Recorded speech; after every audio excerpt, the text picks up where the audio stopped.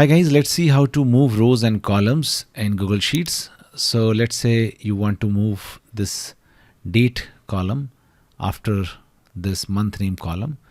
Then what you will do, you will just click on the top so that the whole column is selected. Now hover your mouse here and you will see a hand icon. Just left click on the mouse and just hold the click. Do not leave the left click. And then just drag it, and you can see this light gray area moving. Now I have to put it after month name.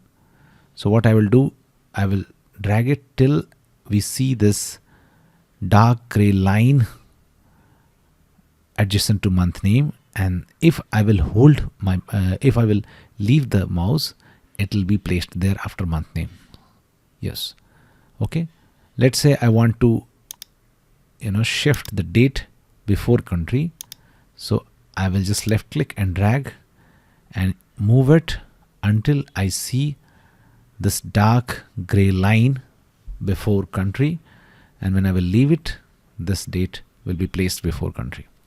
Now let's say I want to move two columns. So in that case, if you will select this and this and try to move, the only C column will move. So the best way to select is just select like this. Just select the first column, then press shift key and hold, and then select the second column. And now hover your mouse, see the hand icon, and then drag. And then you can see that they are moving together.